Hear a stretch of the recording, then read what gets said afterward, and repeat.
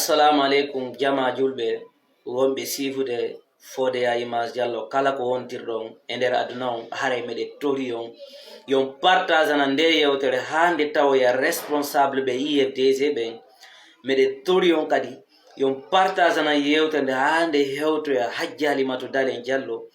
meɗe tori on kadi la même so yon partage ana yewtere nde hande hewta président Cellou Dalen Jallow hande ko suite mi yiɗi suite on no inne première Africa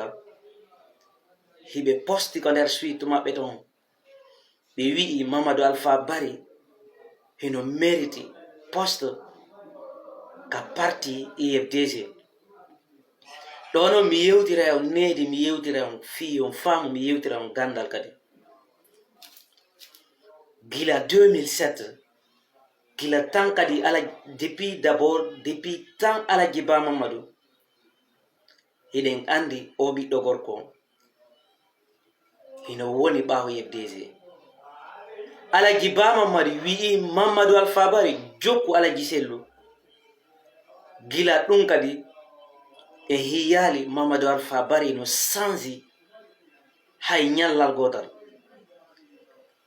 ko siège nyande assemblée waɗete wo assemblée nde waɗete o granjo aray e fop meɗen yiyay himo weltini kadi ɓernde militant ɓe sympathisant ɓe fof ka parti responsable ɓe ɓen hay e goto en yaali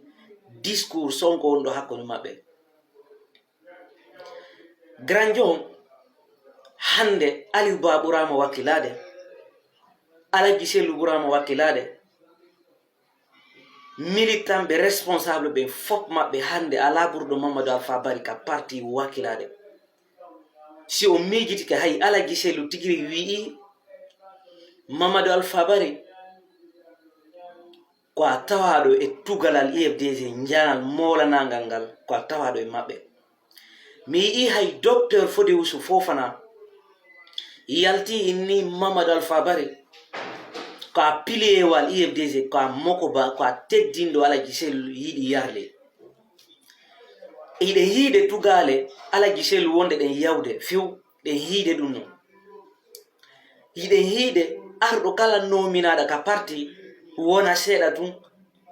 doga yaha ka senerde en fop meɗe ɗen hiide ɗum non hande Joachim Baba Milimone dow yawno min mi fellutono ala wawnoɗo lamplacirede Joachim Baba Milimone ha hewti Mamadou Alpha Barry mi woliral ɗum nono fi mokgol monsieur Souleymane Sousa Konaté kono mijitoɗe e moƴƴa faamon ko wonnon ko wadde Mamadou Alpha Barry himo mériti kanko kadi jonnede poste ka parti mi woliral ɗum noon wasitawi meɗe andi politique fi ɓuuri Alaji Cellou de ma fi Hajji Halimatu meɗe andi ɓuuri ɓe non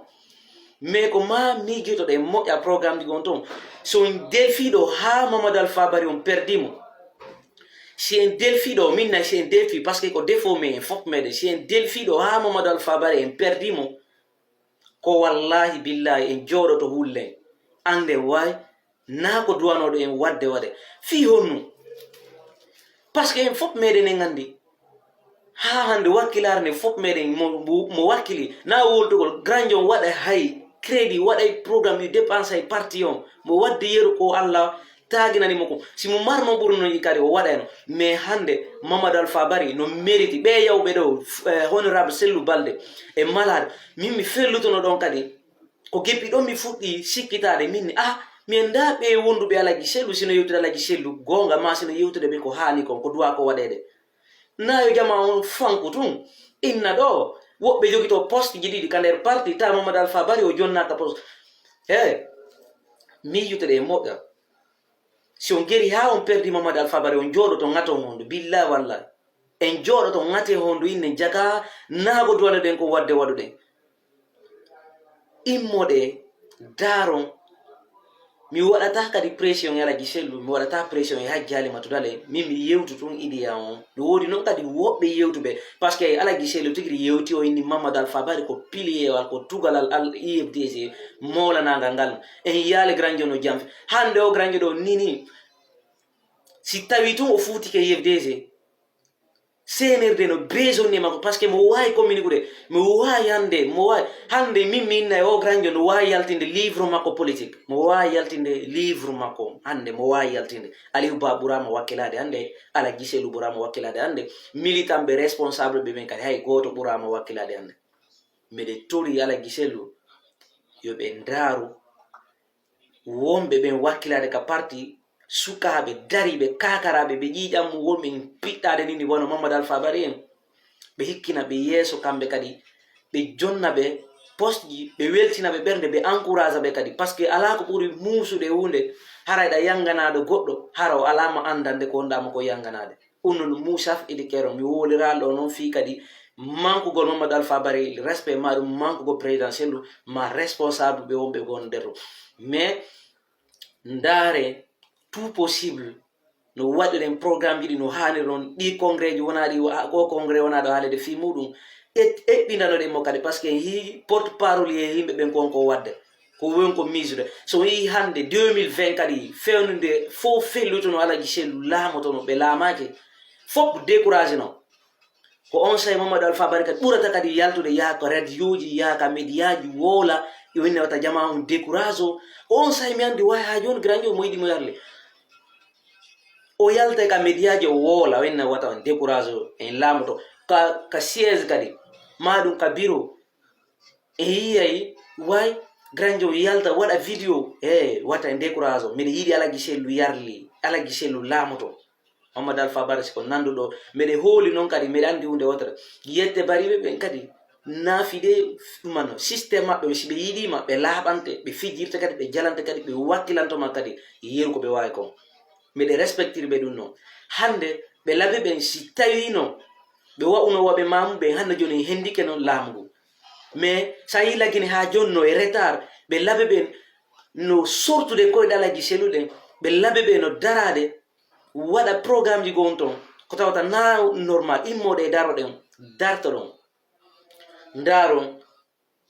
ɗi poste ji jonnaɓe ɓen poste ji ɓuytodira ɗum ndaron no jonniron grand sinaɗo min do siko min décourage alan nde ɓaynami fenu décourage al min noon e makko ha hande min yewtali fi ɗum go kadi min yewtali fi parti nomination min ko suit ton komi yi kon to suit ton no posti min kadi mi ari mi wooli avion par ce que no mérite woolugol ɗum mérite wolugol suit ton ko wooli kam mbeɗe je suis entièrement d' accord mi anda noon journaliste jo ay wool ɗon poste ɗo ɗum noon ka suite maɓɓe mais suite ton ko wooli kon convaincu lan ɓeydanilan hakkilleji gon to min kadi mi woolu ɗum ɗo jama faama ɓe seeɗito ɗo voilà ko ɗum min marno ko mi yewta donc si yewtenen tuusi woɓɓe gon toon on yaafoto kono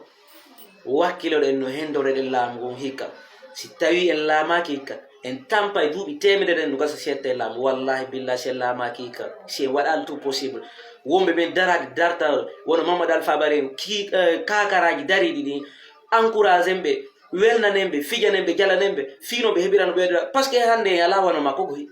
yaltine e woole yimɓe tato wawɓe makko par ce que ko Ablaye Kindi yalti ɗo kadi e ballo kadi en forme en vitesse mo woola moƴƴa kan kadi mo wakkili donc immoɗe ɗe daaren programme ɓiɗin wata en welsido cadre ɓe men ɓen kadi fijanen cadre ɓe welnanen ɓe jonnen ɓe ko duwa kon poste on mo duwa c'est vrai mo mérite depuis 2007 kadi depuis 2007 mo ɓawa Ala Guisselu mo mérite